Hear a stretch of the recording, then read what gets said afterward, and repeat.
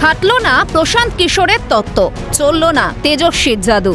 বিহারের মানুষ বোঝালো নীতিশ ফ্যাক্টর। বিপুল ভোট নিয়ে ক্ষমতায় ফিরল শাসক জোট। সব ঠিক থাকলে দশমবার মুখ্যমন্ত্রীর আসনে বসবেন নীতিশ কুমার।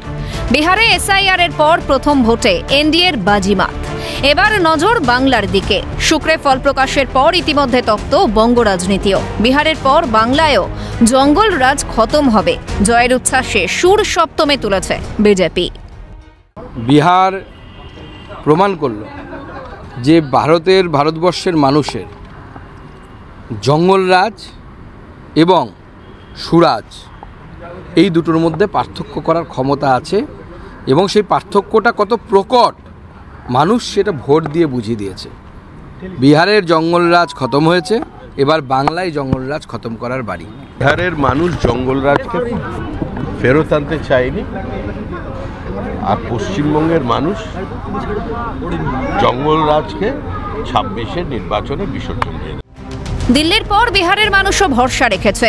১৫ বছরে কি কাজ করেছে তৃণমূল সরকার, এবার বাংলার মানুষও জবাব দেবে, বললেন বিজেপি নেত্রী অগ্নিমিত্রা পল। দিল্লির মানুষ যেভাবে ভরসা রেখেছেন, বিহারের মানুষ যেভাবে ভরসা রেখেছেন, এবং যারা অনেক নোংরা রাজনীতি করার চেষ্টা করেছিল, ভোট চুরি, ভোটাধিকার যাত্রা, এই ধরনের বিভিন্ন বিষয় নিয়ে মানুষকে বিভ্রান্ত করার চেষ্টা করেছিলেন, যেভাবে পশ্চিমবঙ্গের তৃণমূল সরকার এবং মুখ্যমন্ত্রী মমতা বন্দ্যোপাধ্যায় বিভ্রান্ত করার চেষ্টা করছেন।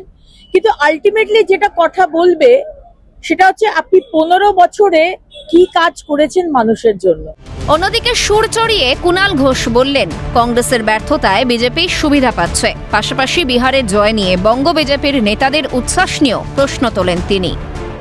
সারা দেশে যেখানে যেখানে কংগ্রেসের মূল দায়িত্ব বিজেপিকে প্রতিহত করার, তার কার্যত অধিকাংশ জায়গাতেই কংগ্রেস ব্যর্থ এবং বিজেপি লাভ পেয়েছে।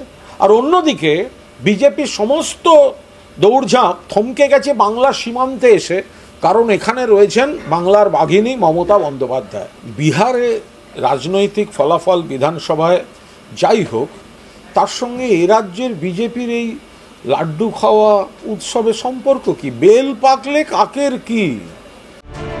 ভোটে হার নিয়ে পাল্টা কমিশনের নিরপেক্ষতা নিয়ে প্রশ্ন তুলছে কংগ্রেস। অভিযোগ, হরিয়ানা প্যাটার্নে ভোট হয়েছে বিহারে।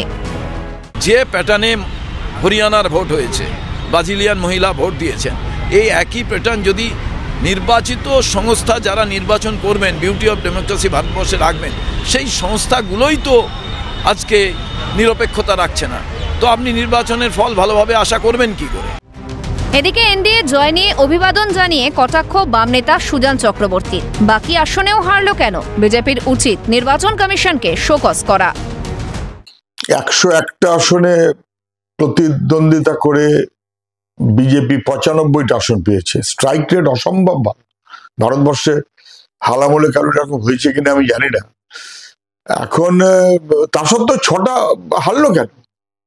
বিজেপির উচিত নির্বাচন কমিশনকে, ওদের মাথাদের উচিত নির্বাচন কমিশনকে শোকজ করা, যে 6টা আমাদের হারতে হলো কেন? 101-এ 95। সব মিলিয়ে বিহার ভোটের ফলাফলের পর হাওয়া গরম বঙ্গের। এখন দেখার এর প্রভাব পড়ে কিনা 26-এর বিধানসভা নির্বাচনে। ক্যালকাটা নিউজ।